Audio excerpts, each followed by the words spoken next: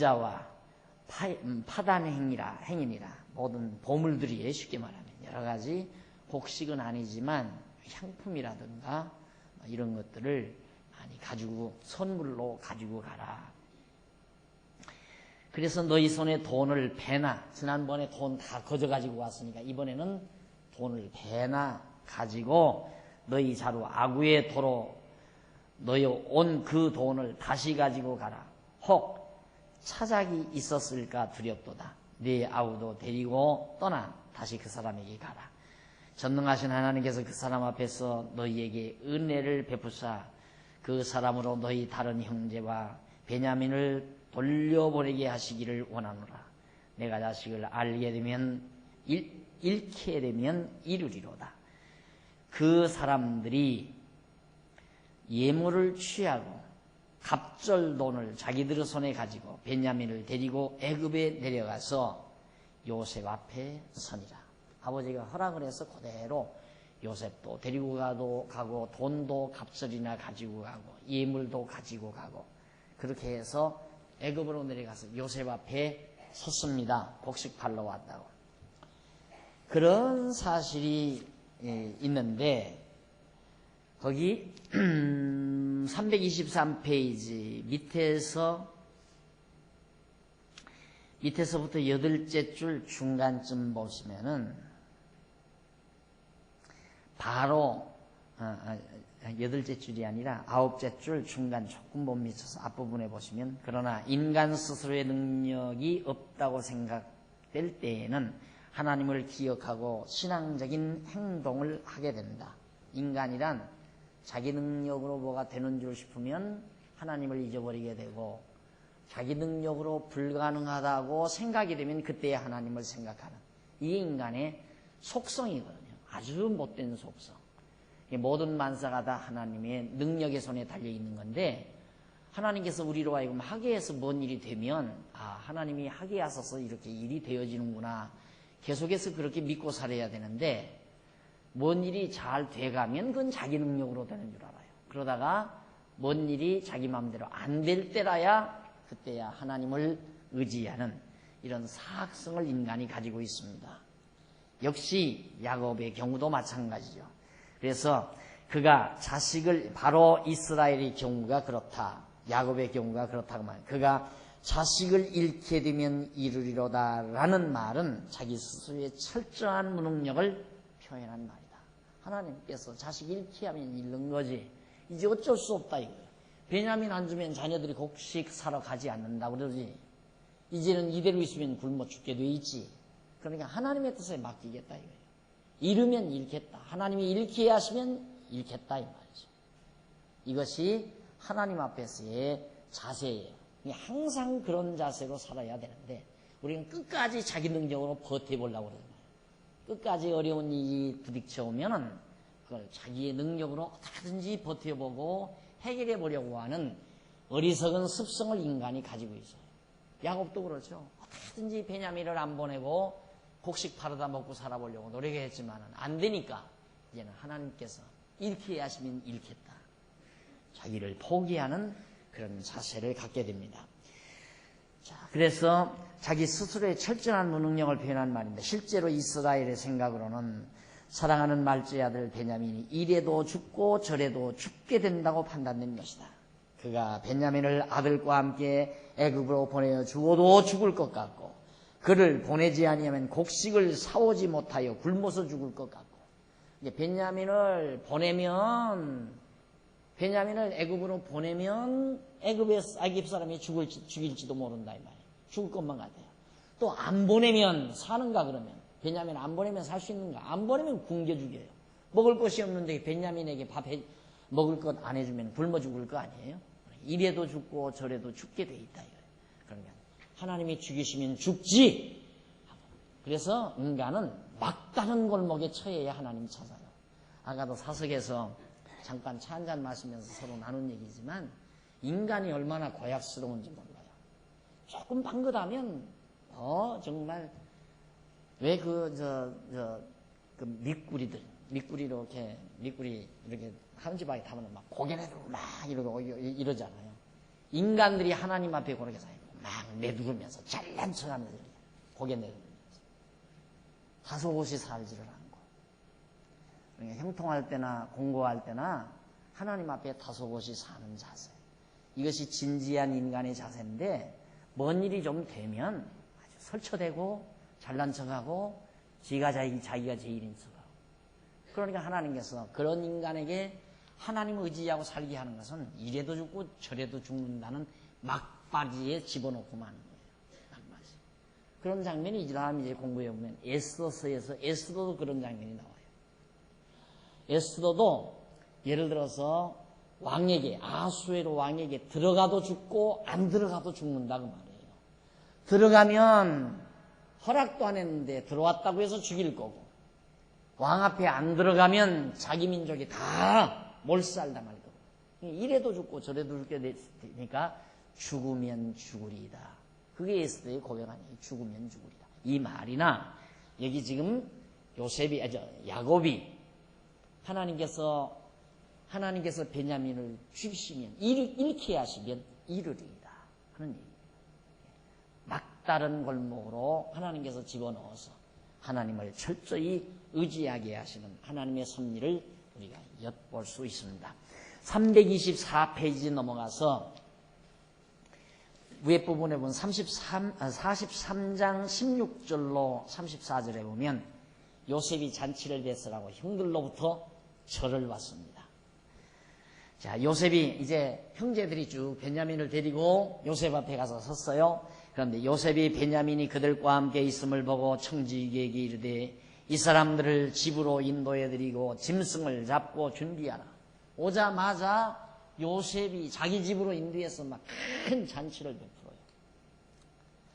앞에서도 먼저 곡식을 팔러 왔을 때도 요셉이 가슴이 메어가지고 눈물이 나올 것 같으니까 잠시 자리를 떠서 밖에 나가서 눈물을 훔치고 들어온 요셉이거든요. 그런데 이제 자기의 친동생 베냐민이 자기 앞에 딱 왔을 때 그 정말 끓어오르는 감정을 어떻게 억제할 수 있겠습니까? 청지기들에게 시켜서 가서 잔치 베풀어라. 소를 잡고 짐승을 잡고 큰 잔치를 베풀라니까 형제들은 벌벌 떠는 거예요. 야, 이거 이제 먹여놓고 죽이려고 그러는구나.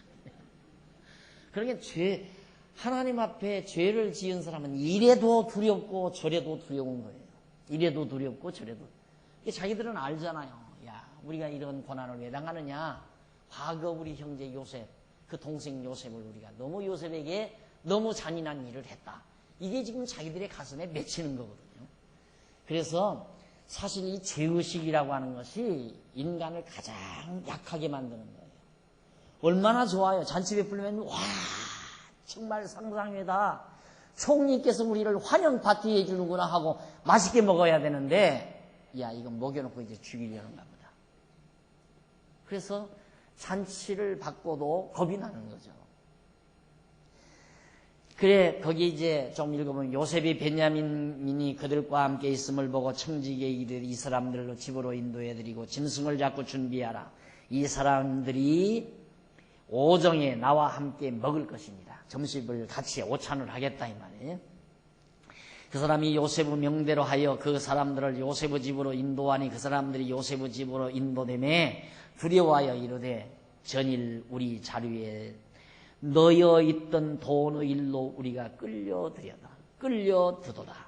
이는 우리를 억류하고 달려들어 우리를 잡아 노예를 삼고 우리의 나귀를 빼앗으려 함이로다 하고 그들이 요셉의 청지기에게 가까이 나아가 그 집문 앞에서 그에게 고하여 가로되 내 주여 우리가 전일에 내려와서 양식을 가지고 객점에 이르러 자루를 풀어본즉 각인의 돈이 본수대로 자루 아구에 있기로 우리가 도로 가져왔고 양식 살 다른 돈도 우리가 가지고 내려왔나이다.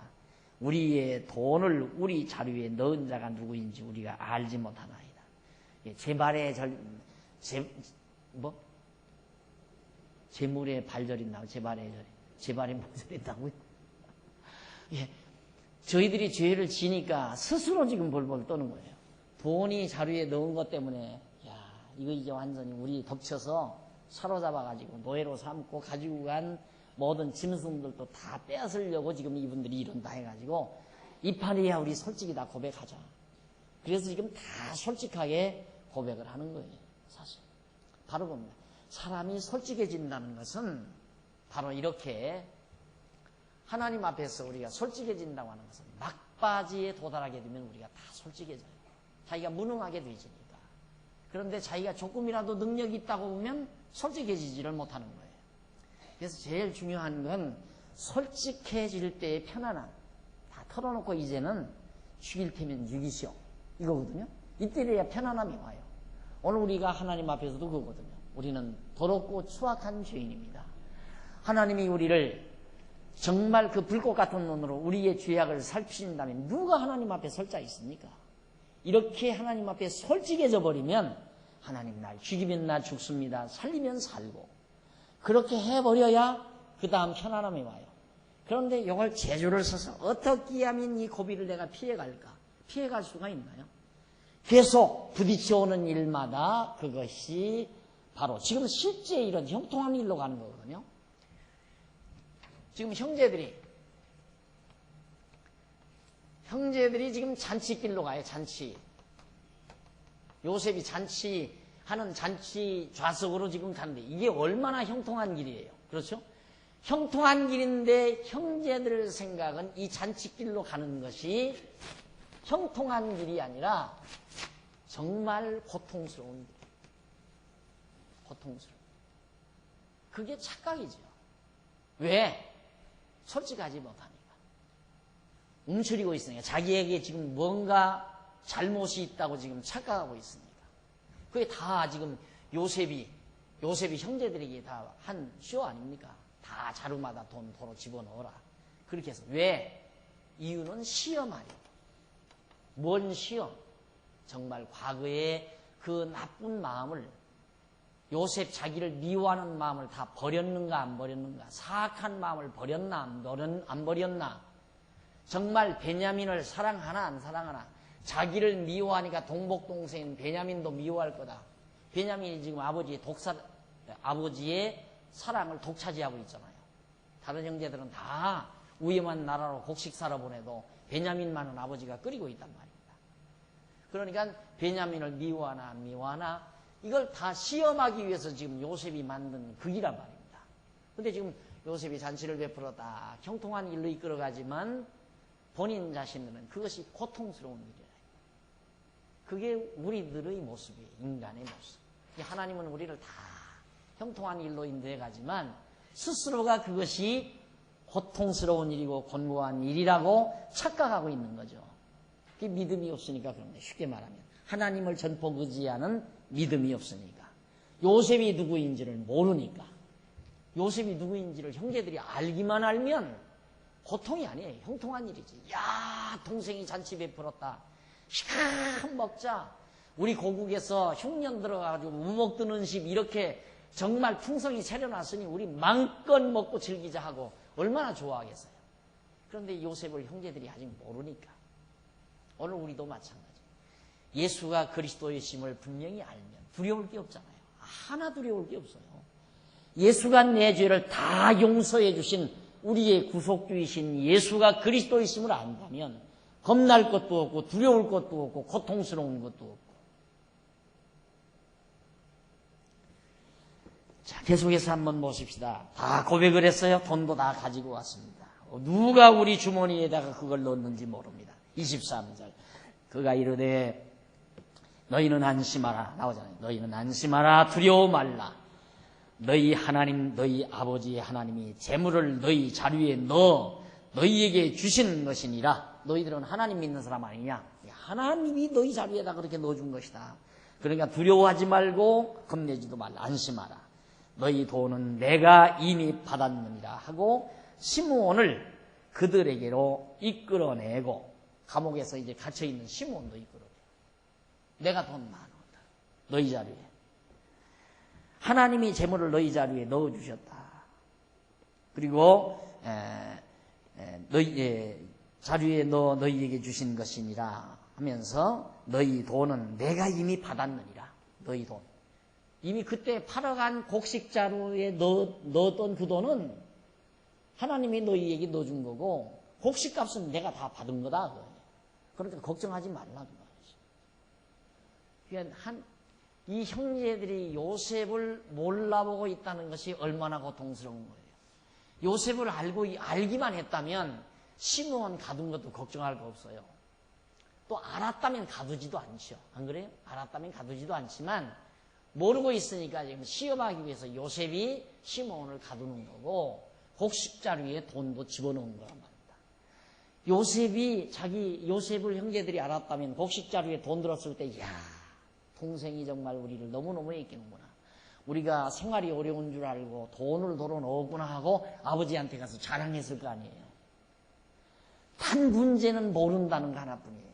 형제들이 요셉을 모르고 있다는 것 하나가 모든 가치 판단을 달리하는 거라 이 말입니다. 오늘 우리도 마찬가지라니까. 예수를 그리스도로 모르는 것, 하나님을 여호와로 모르는 것 그 하나가 우리의 삶의 과정에서 모든 가치 판단을 잘못 내리고 살기 때문에 근심도 오고 두려움도 오고 걱정도 오고 염려도 오는 것이다.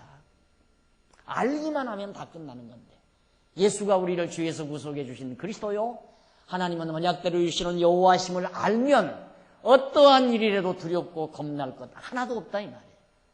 염려할 것도 없고 모르니까 근심이 오고 걱정이 오고 두려움이 오는 거죠. 계속해서 보십시다. 그런가 안 그런가. 24절 그들을 요셉의 집으로 인도하고 물을 주어 발을 씻게 하며 그 나귀에 먹이를 주더라. 25절 그들이 여기서 먹겠다 함을 들으므로 예물을 정돈하고 요셉이 오정에 점심때에 들어오기를 기다리더니 요셉이 집으로 오매 그들이 그 집으로 들어가서 그 예물을 그에게 드리고 땅에 엎드려 절했어요. 또 절했어요. 절해야죠 당연히 요셉에게. 예물 다 가지고 간 예물 드리면서 요셉이 그들의 안부를 물으며 가로되 역시 제일 중요한 건 아버지가 살아계시느냐 아버지가 건강하시느냐 너희 아버지 너희가 말하던 그 노인이 안녕하시냐 자기 아버지죠. 지금까지 생존하셨느냐 자기를 사랑하던 아버지가 얼마나 보고 싶었겠어요 요셉이. 그리고 안부가 얼마나 궁금했고 또 묻습니다. 생존하셨느냐 그들이 가로되 주의 종 우리 아비가 평안하고 지금까지 생존하였나이다 하고 머리 숙여 절하더라. 요셉이 눈을 들어 자기 어머니의 아들 자기 동생 베냐민 동복 동생 베냐민을 보고 가로되 너희가 내게 말하던 너희 작은 동생이냐 그가 또 가로되 소자여 하나님이 내게 은혜 베푸시기를 원하노라. 바로 베냐민에게 복을 빕니다. 그러면서 요셉이 아우를 인하여 마음이 타는 듯하므로 급히 울 곳을 찾아 안방으로 들어가서 울고 얼굴을 씻고 나와서 그 정을 억제하고 음식을 차리라 하매 그들이 요셉에게 따로 하고 그 형제들에게 따로 하고 배색하는 애굽 사람들에게도 따로 하니 애굽 사람은 히브리 사람과 같이 먹으면 부정을 입음이었더라. 그들이 요셉의 앞에 앉되 그 장위의 차서대로 앉히운 바 되니 그들이 서로 이상히 여겼더라.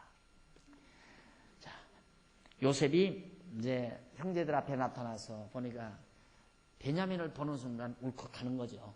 눈물 보이면 안 되잖아요. 왜? 시험을 해야 되니까 막 엄한 척 해야 됩니다. 이걸 알면 우리가 하나님의 막 그 엄한 모습을 두려워할 것 없어요. 요셉인 줄 알면 하나도 안 두렵죠. 모르니까 두려운 거지. 지금 실제로 요셉이 지금 형들에게 엄하게 하는 게 아니잖아요. 가짜로 하는 거라 이 말입니다. 맞아요. 하나님도 우리에게 우리를 사랑하는 그 사랑의 본심이 그게 본심이에요. 사랑하는 마음이 본심이지만 우리로 하여금 깨닫게 하기 위해서 우리에게 엄하게 경계도 하고 엄하게 책망도 하고 그러는 거지 우리를 미워서 죽이려고 그러는 거 아니다 이 말이에요. 그 요셉이 들어가서 정을 억제하고 눈물을 훔치고 나와서 다시 엄하게 하면서 다 그 애굽 사람들 내보내고 형제들만 앉히는데 차서대로 형제 순서대로 루벤 앉히고 그다음 차서대로 쫙 앉혀서 자리를 배석해서 먹게 하니까 이상하다 이거예요. 뭐 형제들이니까 더 늦게 보이는 사람도 있고 덜 늦게 보이는 사람도 있을 거 아니에요. 그런데 어떻게 정확하게 형, 동생 차선을 정확하게 알아서 그렇게 앉히는가? 그래서 이상하게 생각한다 이거. 다 알고 있는데. 무슨 말씀이에요? 하나님은 우리의 마음도 생각도 다 알아요. 다 모르는 게 하나도 없어요. 다만 모르는 척하는 거죠. 다. 그런데 우리는 하나님이 모르는 줄로 알고 하나님을 속이려 하고 하나님을 갖다가 요리하려고 하고 하나님을 잊어버리기도 하고 이게 바보스러운 생각이죠. 요셉 앞에 형제들은 아무것도 아닙니다. 완전히 손바닥 위에 있는 몸 아닙니까? 마음대로 요리할 수 있죠. 그러나 요셉이 형제들을 사랑하는 사랑만은 끔찍합니다. 자, 이래서 결국 몇 절이죠?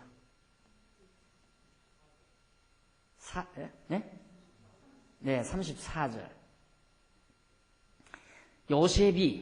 요셉이 자기 식물로 그들에게 주되 베냐민에게는 다른 사람보다 5배나 주매 그들이 마시며 요셉과 함께 즐거워하였더라.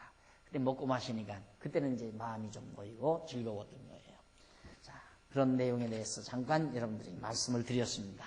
자, 이런 일이 있은 다음 326페이지 하단에 보면 밑에 부분에 보면 양쪽 가로 4번 나와요. 형들을 용서하는 요셉입니다. 형제들, 범죄한 형제들을 다 깨끗하게 용서하는 요셉의 행위가 44절로 45절까지 나와요. 보십시다. 이쪽 327페이지 44장 1절로 13절이면 요셉이 베냐민 자루에 은잔을 넣어 형들을 또 한 번 시험을 해요. 아직도 요셉이 자기가 요셉이라는 걸 가르쳐주지를 않아요. 그리고는 곡식을 다 먹여서 잔치를 먹여가지고 이제 양식을 덜어주어요. 양식값을 받고. 그래 놓고는 하필이면 베냐민이 가지고 가는 곡식 자루에다가 자기가 쓰고 있는 은으로 만든 잔을 바로 베냐민 자루에다가 집어넣어줘요. 그렇게 지시를 해서. 그래 놓고는 우리 44장 7절 한번 보십시다. 5절.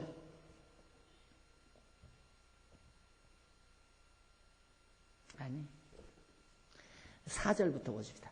44장 4절. 그들이 성에서 나가 멀리 가기 전에 지금 은잔 가지고 가는 거예요. 요셉이 청지기에 이르되 일어나 그 사람들의 뒤를 따라 미칠 때 그들에게 이르기를 너희가 어찌하여 악으로 선을 갚느냐. 선대했는데도 어떻게 남의 은잔을 총리의 은잔을 가지고 왔냐. 이것은 내 주인이 가지고 마시면 늘 점치는데 쓰는 것이 아니냐. 너희가 이같이 하니 악하도다. 이 악한 사람들아 하라. 그렇게 명령을 받고 청지기들이 뒤쫓아가서 결국 형제들을 잡습니다. 붙들어가지고 그대로 명령을 해요. 10절 보십시다. 그가 가로되 그러면 너희 말과 같이 하리라. 그것이 유익에서든지 발견되면 그는 우리의 종이 될 것이요 너희에게는 책망이 없으리라. 11절. 그들이 각각 급히 자루를 땅에 내려놓고 각기 푸니 그가 나이 많은 자에게서부터 시작하여 나이 적은 자에게까지 쫙 수탐함에 결국 누구에게서? 베냐민의 자리에서 은자리 불컥 튀쳐나온 거예요. 형제들이 가슴이 철렁하죠. 왜 하필이면 베냐민 자리에 넣으라고 했는가? 과거에 자기를 미워하던 형제들이기 때문에 베냐민도 미워할 거다 이 말이죠. 당연할 거 아니 동복동생이고 아버지 사랑받으니까. 그러니까 베냐민을 미워하나 미워하지 않는가를 시험하기 위해서 지금 베냐민 자리에 넣어서 결국 발견이 됐거든요. 13절. 그들이 옷을 찢고 각기 짐을 나귀에 싣고 성으로 돌아와. 다 붙들려서 다시 애굽으로 들어왔어요. 애굽 성으로. 들어왔는데 넘어가서 329페이지 44장 14절로 34절 보면 유다가 요셉에게 과거를 뉘우치며 간절히 애원을 합니다. 유다가 요셉을 팔아먹을 때도 사실상 유다가 앞장서다시피 했거든요. 그런데 이번에는 유다가 베냐민을 위해서 간절히 애원을 해요. 요셉에게. 유다와 그 형제들이 요셉의 집에 이르니 요셉이 오히려 그곳에 있는지라 그 앞 땅에 엎드리니 요셉이 그들에게 이르되 너희가 어찌하여 이런 일을 행하였느냐. 나 같은 사람이 점 잘 칠 줄을 너희가 알지 못하느냐. 거짓말만 자꾸 하는 거예요. 저 거짓말하는 게 요셉이. 자기가 언제 점 쳐서 알았나요? 자기가 다 그렇게 지시해 놓고 합니다. 그래 아까도 말씀드렸지만 하나님은 다 아시면서 이 세상 만사를 우리 가르치기 위해서 이모로 섭리하시고 저모로 섭리하시고 그렇게 섭리해 가는 것이다. 그런 얘기입니다. 쉽게 말하면. 그래 요셉이 이제 그렇게 책망을 하면서 유다가 그 말을 하니까 16절 유다가 가로되 우리가 내 주께 무슨 일을 하오리이까 무슨 설명을 하오리이까 어떻게 우리의 정직을 나타내리이까 하나님이 종들의 죄악을 적발하셨으니 우리와 이 잔이 발견된 자가 다 주의 종이 되겠나이다. 우리 몽땅 어차피 우리가 어떻게 변명합니까? 우리 곡식 자루에서 그것도 우리 막내 동생 베냐민의 자루에서 은잔이 발견이 됐는데 하나님이 이렇게 한 걸 우리가 어떻게 변명을 합니까? 그러니까 그저 우리 몽땅 다 당신의 종살이를 하겠습니다. 그리고 얘기를 합니다. 그렇게 이제 형제들이 얘기를 하면서 절대로 요셉이 가로되 그렇게 얘기하니까 17절 요셉이 가로되 내가 결코 그리하지 아니하리라. 잔이 그 손에서 발견된 자만 나의 종이 되고 너희는 평안히 너희 아버지께로 도로 올라갈 것이니라. 유다는 난리가 났어요. 요셉이 다 필요 없다니까. 너희들은 다 가고 너희들은 죄에 안 졌으니까 가고 베냐민만 내 은잔을 훔쳐갔으니까 여기서 내 종로로 못 간다. 그 유다가 처음에 아버지한테 드리러 아버지한테서 떠나올 때 자기 생명을 걸고 약속을 했거든요. 베냐민 내가 반드시 데리고 오겠습니다. 만약에 내가 못 데려오면 내가 생명을 대신하겠습니다 하고 약속하고 왔는데 하필 베냐민만 안 보내겠다는 거예요. 시므온도 다 이제 갈 수가 있는데. 그러니까 유다로서는 안타깝지 않을 수 없죠. 그래서 18절 유다가 그에게 가까이 가서 그러되 내 주여 청컨대 종으로 내 주의 귀에 한 말씀을 고하게 하소서. 주의 종에게 노하지 마옵소서. 주는 바로와 같으십니다. 높으신 분이니까 내 말 꼭 한마디만 들어주십시오. 이전에 내 주께서 종들에게 물으시되 너희는 아비가 있느냐. 과거 이야기를 다 들추어요. 그래서 여차 해가지고 곡식 가지고 가서 아버지에게 말씀을 드리고 아버지와 함께 그 곡식을 먹고 다시 살아올 때 아버지가 베냐민을 안 준다는 것을 여차 내가 그렇게 아버지하고 약속하고 베냐민을 데리고 왔습니다. 그런데 이 판에 베냐민을 데리고 가지 않는다면 아버지가 얼마나 근심을 많이 하고 얼마나 고통스러워 하시겠습니까? 애원을 한 거예요. 쉽게 말하면 유다가. 그래서 거기 조금 내려가서 어디서부터 보느냐면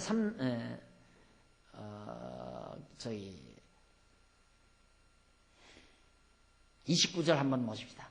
너희가 29절 너희가 이도 내게서 취하여 가려 한즉 만일 죄가 그 몸에 미치면 그러니까 베냐민의 손에 만약에 해가 미치면 나의 흰머리로 슬피음부로 내려가게 하리라 하니 아비의 생명과 아이의 생명이 서로 결탁되었거늘 이제 내가 주의 종 우리 아비에게 돌아갈 때 아이가 우리와 함께 가지 아니하면 아비가 아이의 없음을 보고 죽으리니 이같이 되면 종들이 주의 종 우리 아비의 흰머리로 슬피음부로 내려가게 함이니이다. 그러니까 베냐민하고 아버지하고는 아주 정말 밀접한 관계가 있습니다. 그러니까 베냐민 안 데리고 가면 아버지는 그냥 근심 걱정하다가 흰머리로 음부로 내려 죽는다 이 말이에요. 근심 걱정하다가. 그러면 결국 베냐민 안 데리고 가면 우리가 아버지 죽이는 자가 되지 않습니까? 당신은 바로와 같이 높으신 분이니까 우리의 애원을 들으시고 베냐민을 좀 데리고 가게 해주십시오 하고 유다가 애원을 한 거예요. 그러면서 32절 주의 종이 내 아이 아비에게 아이를 담보하기를 내가 이를 아버지께로 데리고 돌아오지 아니하면 영영이 아버지께 죄를 지리이다 하였사오니 청컨대 주의 종으로 아이를 대신하여 있어서 주의 종이 되게 하시고 아이는 형제와 함께 도로 올려보냈어. 유다가 하는 말이에요. 유다가 베냐민은 돌려보내시고 내가 당신의 종이 되겠습니다. 이걸로 확실하잖아요. 이제 이들이 아버지에 대한 효성이 극진하고 그리고 베냐민을 사랑하는 마음이 진심이로구나. 이걸 요셉이 깨닫게 되죠. 그 말을 들을 때 요셉이 얼마나 감동적이겠어요. 내가 베냐민을 대신하겠습니다. 이 베냐민만은 돌려보내 주십시오. 내가 어찌 아이와 함께하지 아니하고 내 아버지에게로 올라갈 수 있으리까 두렵건대 재해가 내 아비에게 미칩을 보리이다. 보나마나 베냐민 데리고 가지 않으면 아버지는 기절해서 돌아가실 건데 그걸 내가 어떻게 뻔히 알면서 베냐민 데리고 가지 않고 갈 수 있습니까? 그러니까 내가 차라리 종로로 달 테니까 베냐민만은 좀 돌려보내 주십시오 하고 사정을 한 겁니다. 이런 사건이 있은 이후에 결국 요셉은 332페이지 45장 1절로 15절까지 보면 요셉이 형제들에게 자신의 신분을 밝히고 다 죄를 용서해 줍니다. 내가 요셉이다 하고 밝혀주면서 모든 죄를 용서해 줍니다. 그러니까 요셉은 이미 하나님의 뜻을 알죠. 하나님의 뜻을 알고 있었기 때문에 형제들이 그렇게 다 잘못을 했어도 다 용서할 마음은 다 있어요. 그러나 형제들이 마음을 돌이켰나 안 돌이켰나를 확인하는 거죠. 시험하는 거죠. 확인하는 거예요. 그래서 결국 요셉은 자기 신분을 형제들에게 알게 해줍니다. 이걸 가리켜서 소위 계시라고 그러죠. 여기 나옵니다. 계시. 자기를 드러내서 보여주는 거, 알려주는 겁니다. 마찬가지예요. 예수님께서도 우리에게 자기를 드러내서 보여주지 아니하면 예수가 그리스도인지 알 사람이 아무도 없죠. 우리가 예수를 그리스도로 모르면 우리는 항상 죄에 억눌려 살 수밖에 없고 죄의 공포 속에서 시달릴 수밖에 없고 근심과 걱정 속에서 살 수밖에 없고 형제들처럼 똑같은 이치예요. 그런데 요셉이 그걸 다 드러내 보여줍니다. 자, 거기 한번 어디를 보면 되느냐면요. 333페이지 1절로 4절 그 위에서부터 다섯 번째 줄 1절로 4절 보십시다. 요셉이 정을 억제하지 못하고 형제들에게 자기를 알리고 방생되고 가며 그들에게 애굽에 판 요셉이라는 사실을 분명하게 밝혀주는 내용이 1절로 4절에 나와요. 유다의 간청을 들은 요셉은 더 이상 형제들에게 느끼는 정을 억제하지 못한다. 마침내 그는 대성통곡하며 형제들에게 자기의 신분을 밝히며 아비의 생존을 묻습니다. 아버지가 살아계시느냐? 그들은 놀라서 능히 대답지 못합니다. 그것은 그들이 그동안 철저히 숨겨왔던 범죄 사실이 다 드러나게 되었기 때문이죠. 요셉이 살았다 이 말은, 요셉이 살아났다 이 말은, 살아있다고 하는 말은 형제들이 아비를 속여온 죄가 이제 다 들통나는 순간이라 이 말이에요. 어안이벙벙한 거죠. 그럴 거 아니에요? 청천벽력 같은 일이에요. 근데 내가 요셉입니다 하고 아버지 살아계십니까 하니까 억장이 맥히는 거죠, 형제들로서. 그래서 그런데 요셉은 그 형제들에게 나는 당신들의 아우 요셉이니 당신들이 애굽의 판자라 정확하게 찍잖아요. 당신들이 나를 팔아먹은 요셉이다 고 말하며 그들의 숨겨둔 범죄를 분명히 밝힙니다. 급기야 그들이 지금까지 오랜 동안 은밀하게 숨겨둔 죄가 분명하게 밝혀지게 되는 거죠.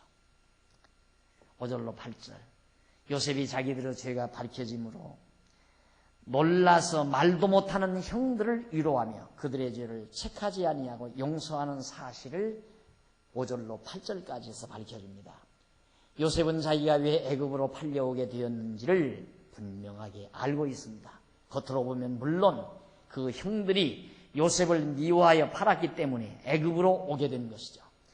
그러나 이면으로 보면 여호와께서 언약 자손을 기근에서 보호하여 주시려고 그를 애굽으로 팔려오게 하신 것이고, 그래서 요셉은 형들을 위로하며 당신들이 나를 이곳에 팔았으므로 근심하지 마소서. 왜냐하면 근심하지 마소서, 탄하지 마소서. 왜냐하면 하나님이 생명을 구원하시려고 나를 당신들을 앞서 보내셨나이다. 앞에서는 당신들이 애굽에 판 요셉입니다 하고 말했는데 마지막 결론은 그러나 근심하고 걱정하지 마소서. 하나님이 우리를 이 흉년 통해 너 우리 가정을 구원하시려고 나를 먼저 애굽으로 보낸 것입니다. 실제 판 것은 형제들이 팔았죠. 그러나 이면에서 섭리하시는 분은 하나님이라 이 말. 하나님이 팔게 하셨다. 그러니 당신들 걱정할 필요 없다. 형제들은 지금까지 자기들이 요셉 팔아먹은 것 때문에 얼마나 근심 걱정한지 했는지 모른다 이 말이에요. 그런데 요셉이 하는 말을 들으니까 하나님이 팔게 해서 판 거다. 왜? 더 좋게 하시려고. 바로 이 부분이, 이런 부분이 우리의 삶을 해석하고 살아가는 데 있어서 아주 핵심적인 내용이에요.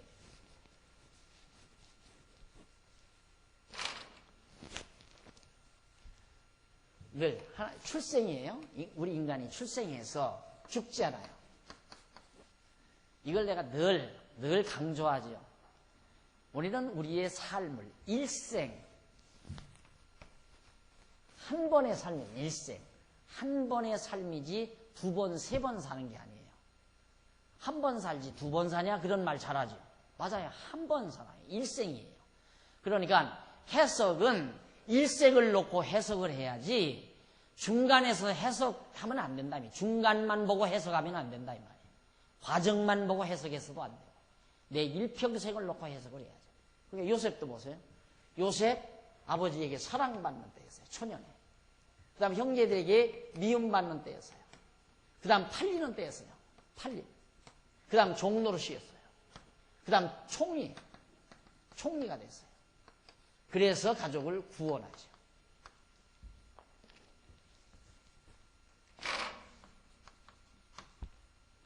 하나님께서 요셉으로 하여금 야곱 아버지의 사랑받게 하는 것도 목적은 언약자손 보호. 지금 우리가 공부하는 것이 언약자손의 보호 과정. 앞에 어느 부분 나오죠? 빨리 두고 찾아보세요. 몇 페이지에 나와요? 언약자손의 보호.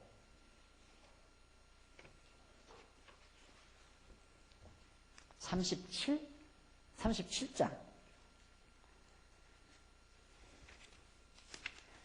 280. 아니지. 네, 285페이지. 285페이지. 284페이지에는 제2장 자손언약 성취섭리. 하나님께서 자손언약을 성취해 주시는 섭리를 해 가시는데, 그걸 위해서 언약자손을 번창시키죠. 그 언약자손은 아브라함과 이삭과 야곱의 후손을 번창시킨다 이 말이죠. 번창시키려면 그 자손을 보호하고 형통하게 해야 되잖아요. 언약자손을. 그게 지금 37장에서 50장까지랍니다. 끝까지. 지금 우리가 공부하는 게 45장 나오는 거예요. 그러니까 우리 공부의 내용은 언약자손의 보호와 형통, 자손을 보호하시고 형통케 하시는 하나님의 섭리예요. 왜? 언약대로 그 자손 번창케 해주시려고. 그러니까 하나님께서는 언약자손을 보호하시기 위해서 요셉으로 하여금 아버지의 사랑받게 하고 형제들의 미움도 받게 하고 형제들에게 팔리기도 하고 애굽의 종노릇도 하게 하고 애굽의 총리가 되기도 하고, 그래서 결국은 언약자손을 구원해서 보호한다. 이게 결론 아니에요? 그런데 이게 이제 하나님의 섭리인데, 우리는 예를 들어서 사랑받는 건 좋고 미움받는 건 싫고, 이것도 싫고, 종도 싫고, 이건 좋고, 이것도 좋고. 이게 우리의 갈등이다 이 말이에요. 얼마나 어리석은 판단이냐 이 말입니다. 좋고 나쁜 게 어디 있어요? 다 좋지요. 그렇잖아요. 생각해요. 사랑만 계속해서 받았다면 총리 돼야 안 돼요? 애굽의 총리가 되겠느냐 이 말이에요. 아버지 사랑만 계속 받고 있었다면. 형들에게 미움 받기가 천만 다행이죠. 그렇죠? 형제들에게 미움을 받았기 때문에 애굽으로 팔려갔기 때문에 종살이도 했고, 종살이를 했기 때문에 감옥에도 들어가고, 감옥에 들어갔기 때문에 결국 총리가 된 거 아니에요. 그래서 결국 흉년통에 언약자손을 구원할 수 있는, 그렇게 7년 동안 흉년 중에도 언약자손, 야곱의 자손들이 굶어 죽지 않고 살도록 구원하는 역사를 하나님께서 이끌어 가신다. 그럼 하나님은 쓸데없이 왜 이렇게 하는가? 이렇게 해야 인간이 깨달으니까. 어디 한번 여러분 보십시다. 영화관에 갔어요. 영화관에 갔더니 계속 아들이 아버지 사랑받는 장면만 계속 나오는 거예요. 그러면 나중에 잠이 와요. 아이고 또 나온다. 그냥 아버지가 그냥 자꾸 사랑하는 것만 나와요. 하나 재미가 없어요. 그런데 드라마틱하잖아요. 왜 이렇게 드라마틱하게 하나님께서 역사 섭리를 하시는가? 확실하게 하나님이 언약자손을 하나님이 보호하신다는 것을 깨닫게 하기 위해서. 그래서 결국 우리는 이 땅에서 하나님의 섭리를 깨닫기 위해서 사는 거지, 사랑받기 위해 사는 것도 아니고, 미움받기 위해 사는 것도, 팔려서 총리 노릇하기 위해서 사는 것도 아니고, 구원받기 위해 사는 것도 아니에요. 이 모든 삶의 과정을 통해서 언약자손을 보호하시는 하나님의 전능하심과 신실하심을 깨닫게 하시기 위해서 하나님께서 우리를 살게 하는 거죠. 우리의 일생도 이와 같은 거 아니겠어요? 때로는 우리가 지엽적으로 판단하면 참 그때는 행복했어, 지금은 불행하고, 왜 이렇게 나는 불행해, 정말 죽고 싶어. 그러다 보면 어느 날에 또 형통한 날이 오죠. 그래서 좀 웃고 즐길 수 있는 날도 오고. 이게 우리의 삶인데, 우리는 그래서 순간에 산다 이 말이에요. 순간에. 과정에 살고 순간에 살고, 해석도 순간을 해석하고 과정을 해석하고, 그게 바보 같은 우리의 생각이라 이 말이에요. 일생을 해석하라. 하나로 놓고 해석하라 이 말이에요. 하나로 보고 해석하면 해피엔딩 아니? 즐거운 종말, 행복한 종말이죠. 하나님의 언약자손은 반드시 결과가 좋아요. 그 결과를 위해서 여러분들 그런 시집 보지 않았어요? 한 송이 백화파를 한 송이 국화꽃을 튀기 위해서 뭐 했다, 그런 노래 있잖아요. 이 모진 시련, 그 모진 시련을 견딘 것은 한 송이 아름다운 꽃을 피우기 위해서 그랬나보다 하는 말. 결국 우리의 일생은 아름다운 종말로 끝나게 돼 있어요. 언약자손은. 그래서 종말이 아름답기 때문에 과정도 다 아름다운 것이다. 그래서 범사에 감사하라. 모든 일에 사랑받는 것도, 미움받는 것도, 팔리는 것도, 종생활도, 총리 되는 것도, 구원하는 것도, 모든 일에 감사하라. 범사에 감사하라. 이것이 우리가 바라보는 역사의 시각이에요. 이것이 우리의 사관이라 이 말입니다.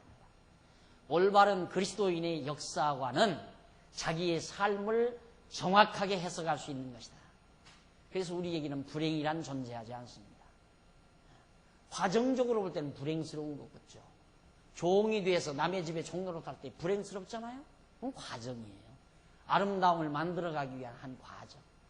땅속에 씨앗이 땅속에 묻혀서 썩어지는 그 아픔이 있어야 새싹을 돋아나게 하듯이 우리의 삶 역시도 이런 고통의 역사들이 없이 아름다움을 창출해낼 수는 없다. 하나님이 우리를 그렇게 섭리해 가신다. 항상 마음속에 여러분 이것을 깊이 간직하시고, 요셉의 일생, 그동안 지금 오늘 봐서는 요셉의 생애를 쭉 살펴거든요. 이 결론이에요. 꼭 보시고 살아야 돼요. 항상 기억하고 사셔야 돼요. 지금 어떤 사람은 사랑받고 있는 사람이 있을 수 있을 거예요. 어떤 사람은 지금 팔려가서 고통당하는 사람이라 자기 삶의 현실이 이렇다라고 보는 사람도 있을 거예요. 그러나 사랑받는 거나 팔리는 거나. 그래서 내가 그런 말 하잖아요. 결국 극단에 가면 아주 절망적인 때가 아주 소망적이다. 왜? 감옥에 들어가서 이제는 종료돼가지고 감옥에 들어가서 어쩔 수가 없잖아요. 가장 절망적인 상황이죠. 그런데 소망이 오잖아요. 가장 밑바닥에 내려가면 오르막이 오게끔 돼 있어요. 반드시 오르막. 그래서 이런 과정만 이 결과를 못 보고 과정만 보면 일본 어떤 소녀의 시가 진짜죠. 산 넘어 산이로다 강 건너 강이로다. 소녀가 자살하면서 써놓은 유서로 남겨놓은 시입니다. 산 넘어 산이요 강 건너 강이로다. 이건 넘으면 무슨 평탄한 좋은 평온함이 오겠지 하고 넘어가 보니까 또 넘어서 또 강 건너 강이고 산 넘어 산이더라. 인생길이 바로 그거다. 다 끝도 살아보지도 않고 중간에 절망하는 것은 바로 여호와 하나님을 모르기 때문에 그래요. 절망하지 말고 하나님이 또 절망을 시키지 않죠. 기어코 일어나게 해요. 보세요. 요셉이 형들을 절대 아주 이런 과정을 겪은 요셉이 하나님이 자기를 이렇게 했다 해서 형제들도 마지막 절망시키다가 이제는 죽었구나. 이제는 아버지도 기절하게 돼 있고 우리도 이제는 아버지 앞에 가서 할 말이 없구나. 가장 절망적인 상황에서 내가 당신들의 형제 요셉입니다. 당신들은 나를 애굽으로 판 자입니다. 당신들이. 그러나 두려워하지 말고 겁내지 마소서. 하나님께서 우리 가정을 구원하기 위하여 먼저 애굽으로 나를 보내셨나이다. 이것이 요셉이 자기 생애를 해석하는 온당한 해석입니다. 그러니까 자기 생애를 옳게만 해석하면 절대 남 원망 안 해요. 원망할 필요가 없죠. 하나님이 그렇게 하신 건데. 그래 요셉이 형제들을 용서하는 것도 하나님께서 형들을 통해서 자기를 그렇게 했다고 믿으니까 형들을 다 용서하는 거예요. 다. 그러나 형제들은 죄의식에 떨죠. 자기들이 요셉을 팔았다 해서. 그러나 다 용서해 주는 겁니다. 오늘 우리가 우리의 하나님의 아들 예수 그리스도를 옳게 안다고 하는 것이 얼마나 우리를 자유롭게 만드는 건가. 얼마나 즐겁고 얼마나 흥분하고 얼마나 감동하게 만드는가를 이 장면을 통해서 우리들이 느끼면 됩니다. 예수를 그리스도로 안다는 것처럼 대단한 사건이 없죠. 그걸 아니까 편안함이 오는 거예요. 두려움도 사라지고 걱정도 사라지고 염려도 사라지고 예수가 그리스도라는 사실을 아니까. 형제들이 이제 무슨 걱정이 있겠어요? 아무 걱정 없죠. 야 이제는 살판 나섰다. 흉년동에 이제는 곡식 사러 올 필요도 없고 곡식 사러 와서도 두려워할 것도 없고 우리는 굶어 죽을 것도 모면했고 내 동생 요셉이 살았구나 이럽니다.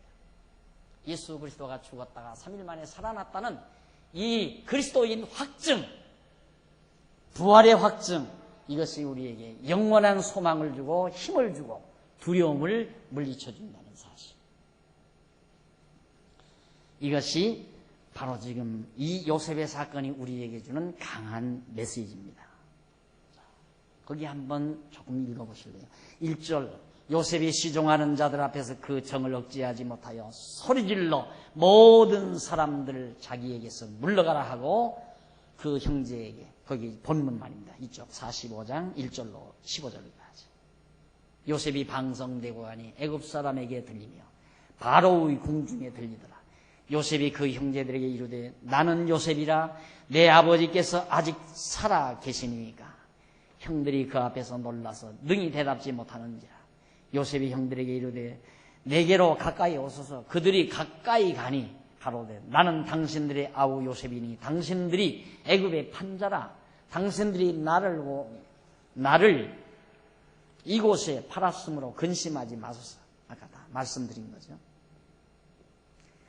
자, 그러면 333페이지 제일 밑에 부분 9절로 15절을 보십시다. 9절로 15절을 보면 요셉이 형들에게 속히 아버지께 올라가 자기의 말과 형제들이 친히 본 모든 것을 고하여 속히 모시고 애굽으로 내려오라 하면서 목을 안고 우는 내용이 9절로 15절까지 내용입니다.